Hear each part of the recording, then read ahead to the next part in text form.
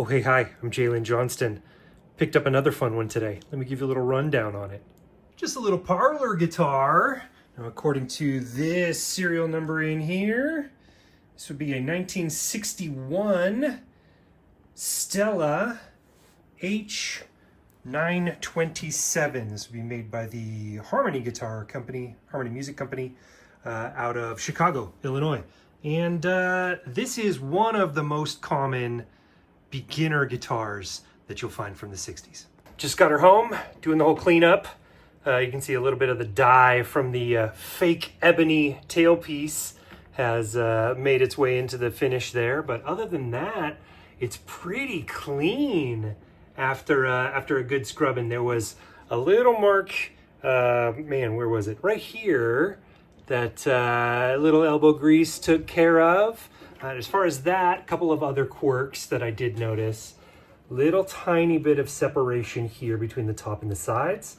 So just for that, like 2-3 inch portion, I'll be working some glue in and getting that clamped up for full rigidity again. And then the other thing that I don't think is a thing that really needs to be fixed, you can see these braces down here. There's 4 of them that go down the back. Well, this one in the middle here has broken off, so that's just kind of like the lower third of it. Flipping it over, you can see, a few light marks, as would be expected from an instrument that was likely gifted to a child. Tuning machines are in pretty nice shape, actually. A few scuffs here. This is birch pretty much all the way around. Solid birch, though. Which is cool because most of the inexpensive guitars we see nowadays are laminates.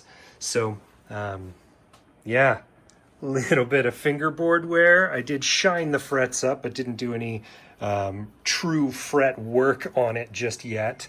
I want to see how the neck angle settles once I get proper string tension on it with this tailpiece. So for now, I'm going to get her strung up with these 11s. Technically they're electric guitar 11 gauge strings, but should be a nice middle ground as far as tension goes. And I've had these forever. Like I can't tell you how many decades it's been since D'Addario has actually used this packaging, so I may as well throw them on as a test set on this little guy to see how the neck settles under tension.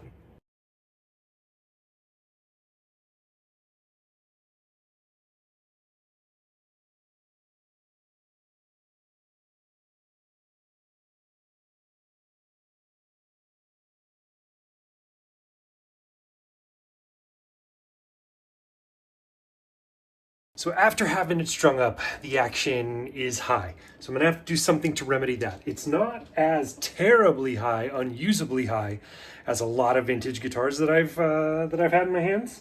It's still on the chart. We'll put it that way. But there are definitely some things I need to do to remedy that. One of those things is going to be sanding down the bottom of this bridge. And then also, once that brings the string height down, I'm probably going to have to do a little bit of filing down on these frets to get them to clear so that it plays without buzzing. But here's a new method. I've never done this before. I'm sure I didn't invent it, but just kind of left them coiled up around the headstock there so that I can just unwrap them and put them back on once I'm done tweaking. The other thing I'm gonna have to do is that guy. Yeah, that little separation is gonna need a little bit of fixing too. So not that big of a deal. I've done it before, actually on other Stellas. Hearing my own echo here. I will have to run a little bit of sandpaper in between the top and the kerfing. Let me see if you can see the kerfing. See those ridges right there? That little almost looks like a perforated line. That is literally just to give the sides and the top more surface area to glue together. So I'm gonna run some sandpaper in this crack, hopefully clean out the old glue, get some new glue in there, and then clamp it up. And then it should be structurally solid. So good news, bad news. Actually, I'm having a little bit of trouble getting sandpaper into this crack without like creasing it and crinkling it. Got my hand in. I'm trying to work the gap a little bit more here.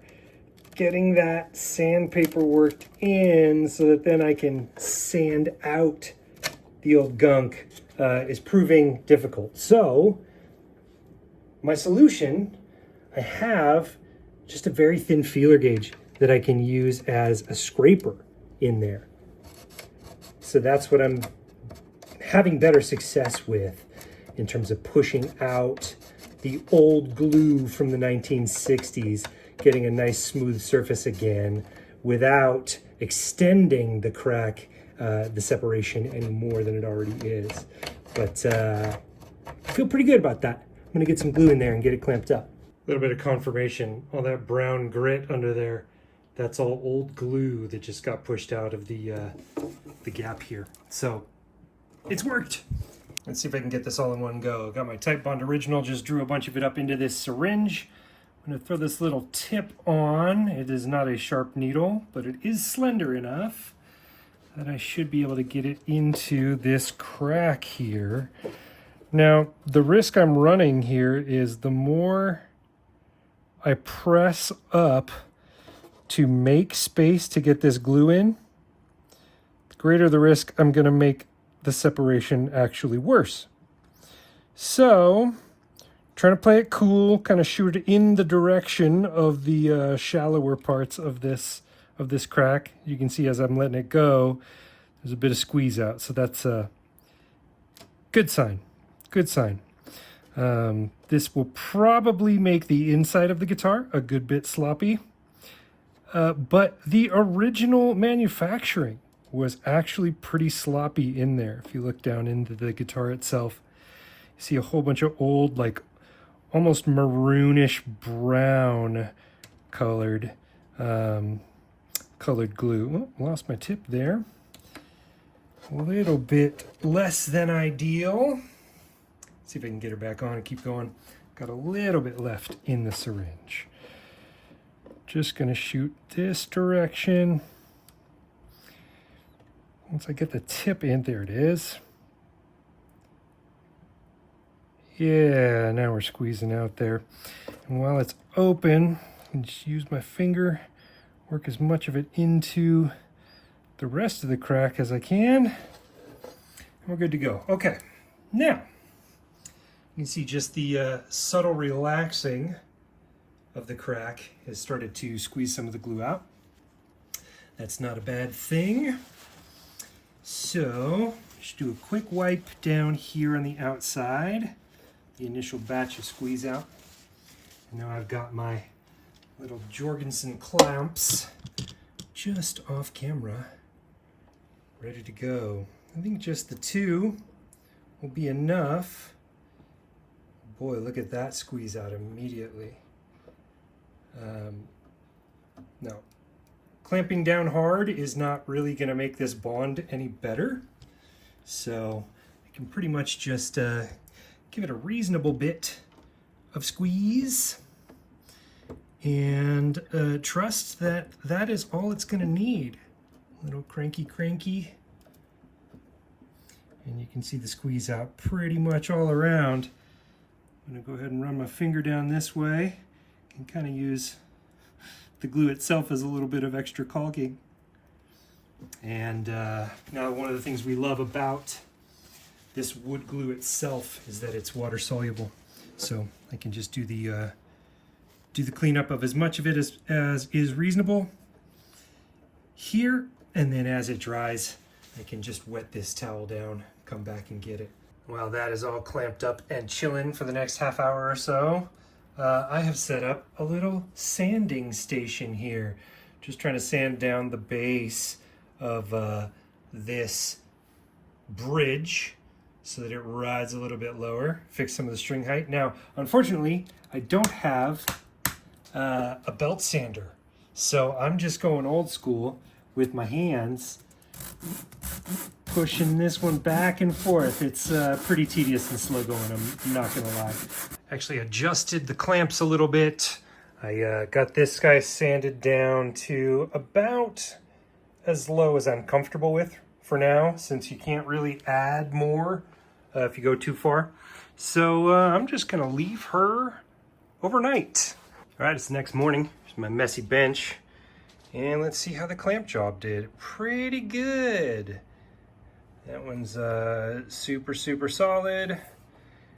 Obviously a little glue outline that I'll be able to wipe off with a warm, wet rag. But she is not moving anywhere. Yeah, that's solid. Tossed a light inside the guitar so I can see how sloppy my glue job looks on the inside. Let's take a look. Hey, that's not quite as bad as it could have been. I got a little sloppy there, but look at the original glue. All brown, crunchy and crusty. So after sanding that bridge down a little bit, we are at still right around 2.5 millimeter clearance at the 12th fret. That's still a little bit high. So, pop this guy out and keep sanding.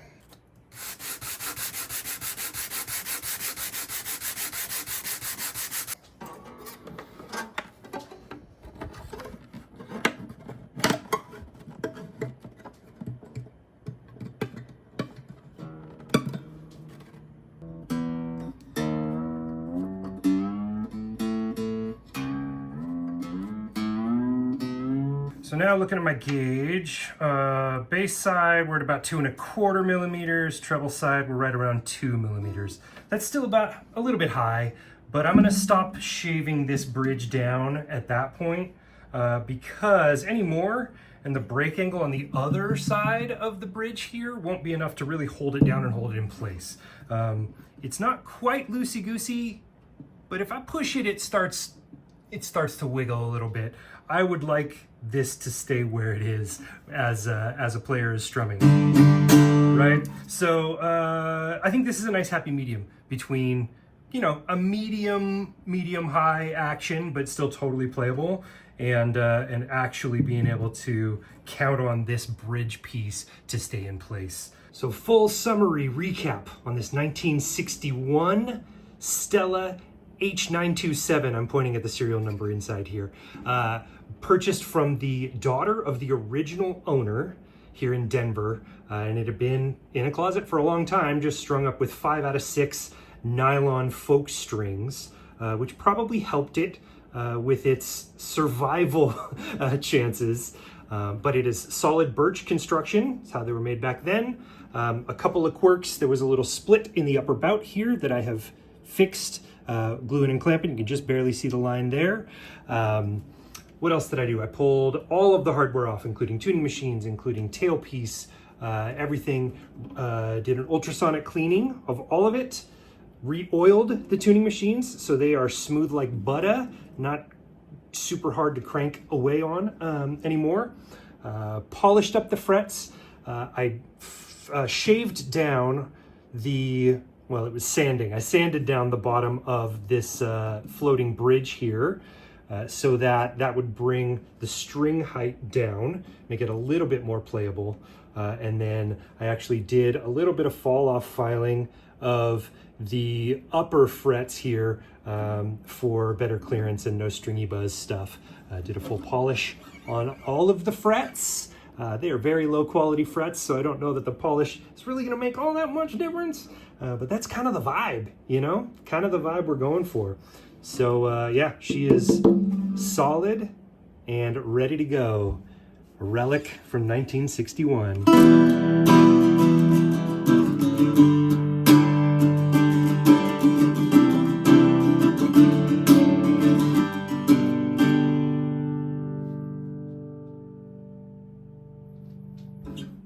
Okay, bye.